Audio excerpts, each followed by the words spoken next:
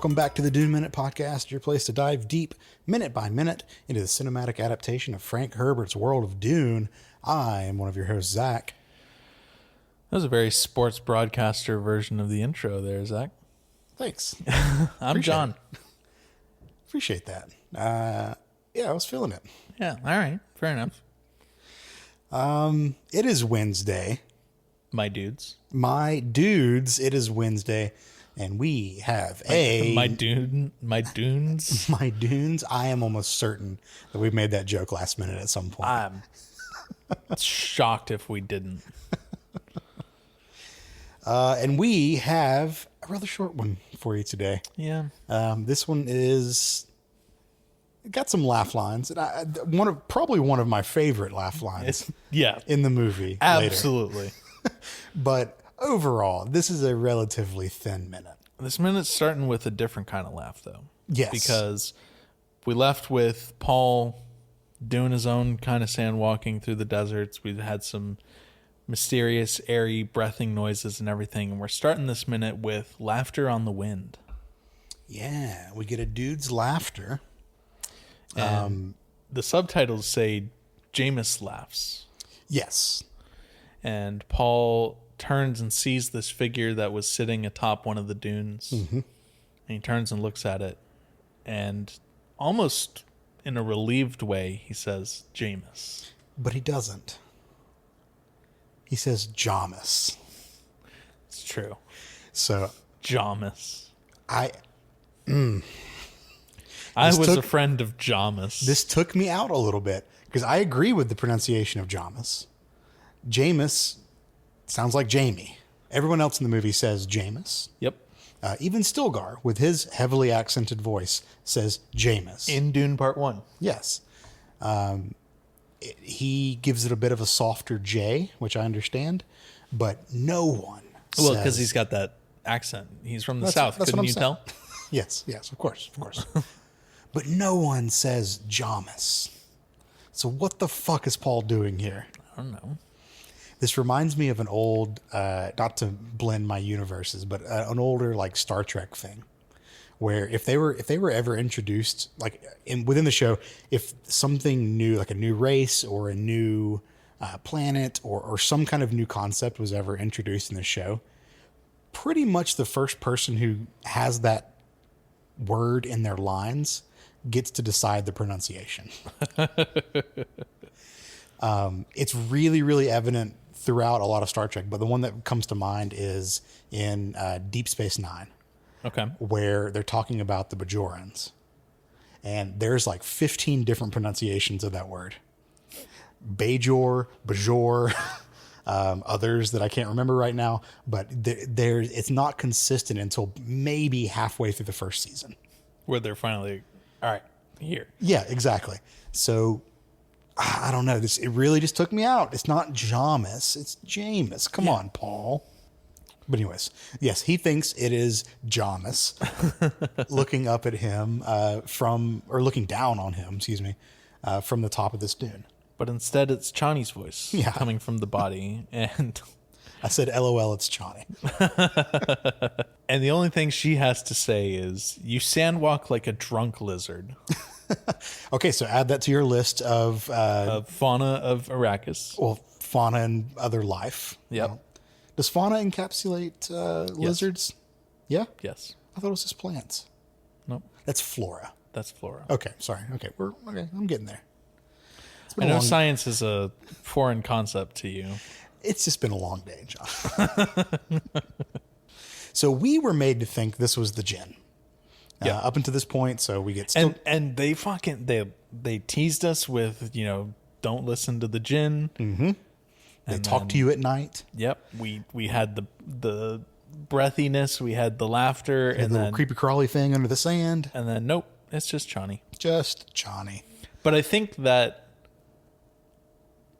kind of roots it all in that, like, the djinn are only, like, at least in our own world, like, things that people kind of came up with because they were, out in the desert, and like maybe they're influenced by dehydration with some of these things, and it's just kind of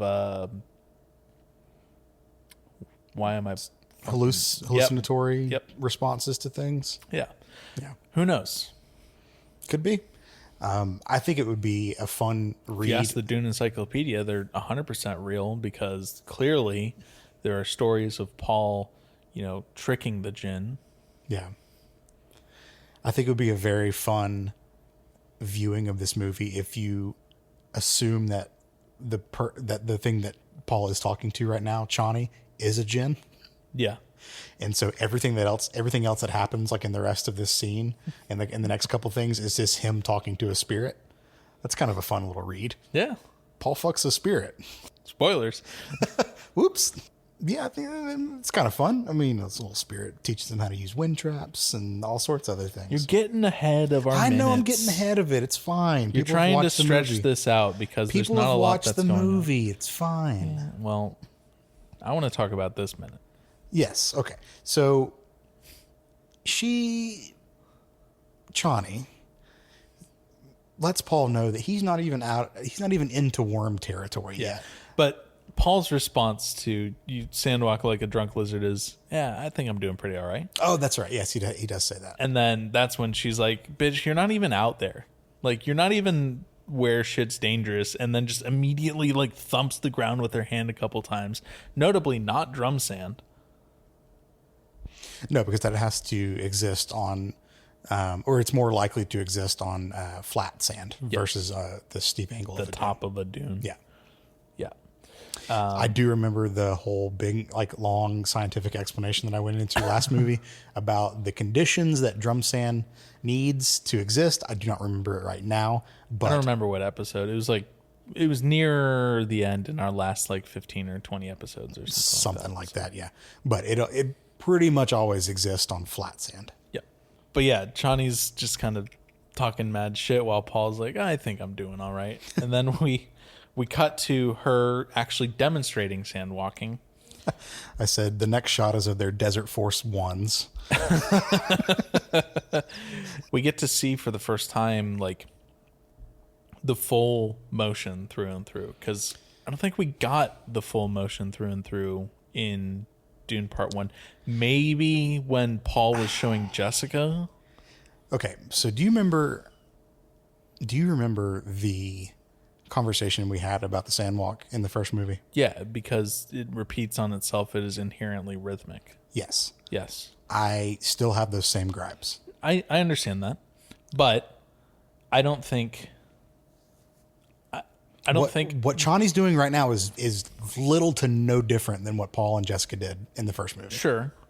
Maybe there's some subtleties that like are picked out only if you are looking at the two side by side, or maybe there's just some things that inherently Denis and, the rest of the filmmakers wanted to just have assumed to be displayed by Chani rather than Paul. But I'm going to go back to your gripes about the inherent rhythmic nature of a repeating long form. Yeah. It's walk. still a repetitive pattern. It is. However, you and I are both music students, I shall say. Music people. Yeah. Yeah, music people. Musicians even. One would say. Yeah. I have been paid to play music, so I am technically a musician.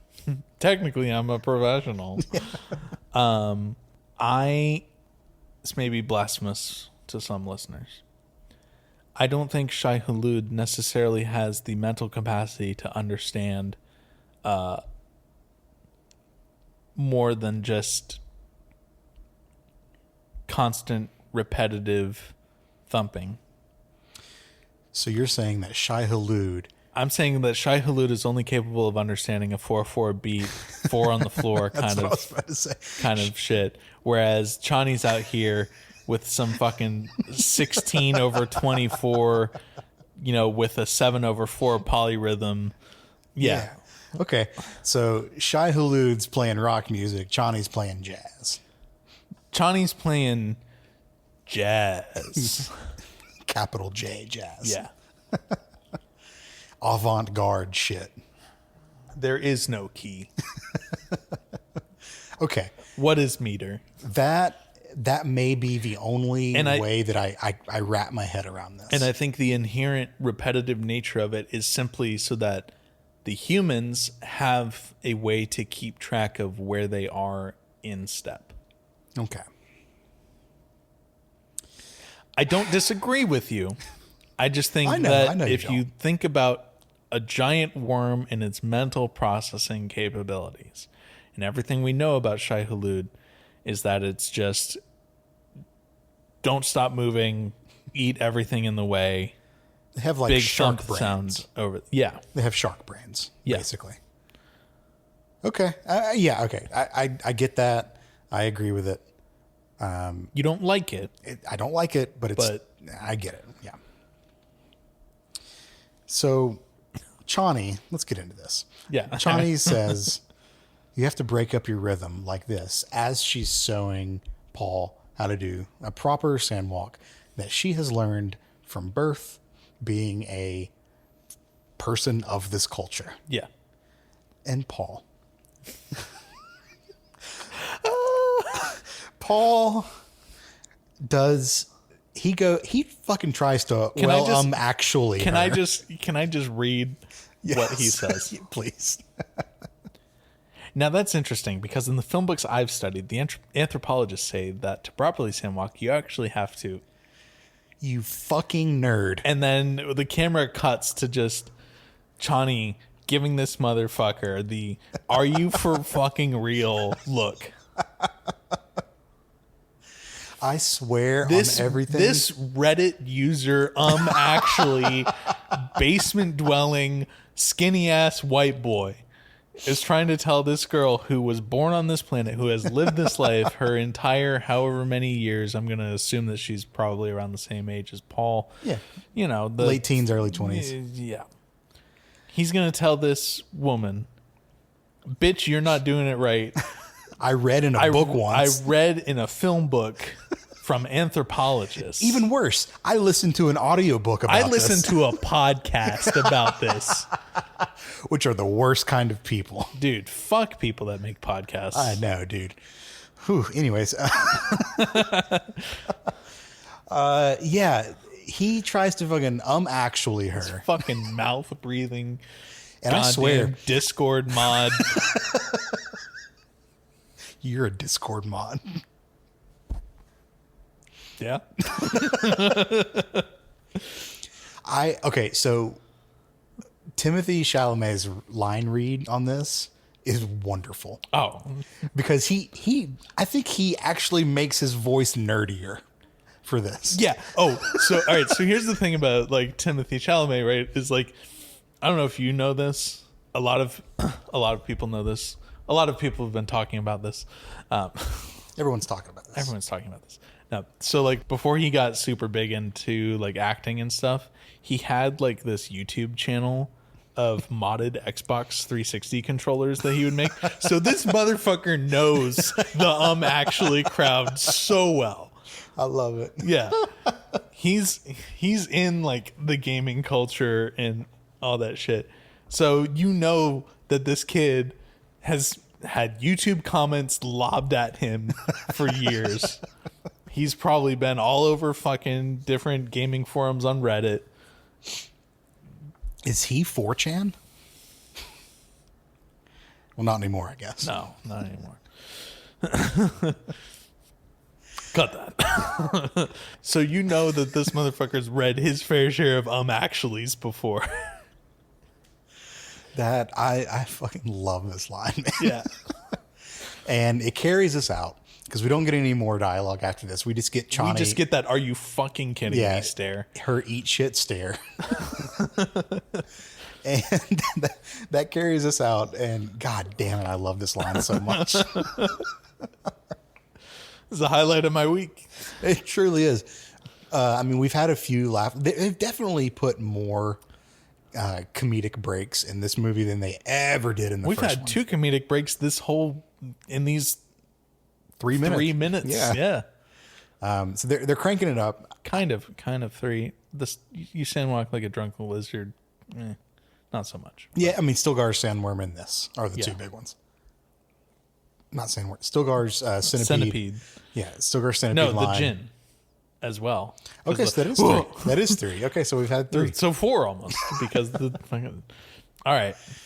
So they're Whoever definitely was writing cranking this section up. of Yeah. the movie had jokes. Yeah, they're cranking it up, and I appreciate it. Let's not overuse it. Let's not overdo it. Don't turn this into a Marvel. Everything has to be. We're getting a our line. humor out now because the later on in the movie, there's not much room for humor. No. So this is good. This is lighthearted. We're building up to a nice moment at the end of this week. So, Yeah. so we're good. But fucking Paul. Actually. All right. Well, anything else from your notes on this one? Nothing from me. If you want to actually us, you can. Please. Whether or not we'll listen to you, that's a different story. But yeah, you can find us on Blue Sky at duneminute.com, or you can email duneminute@gmail.com. We are there, and we'll be back here with another episode tomorrow. All right. See you then.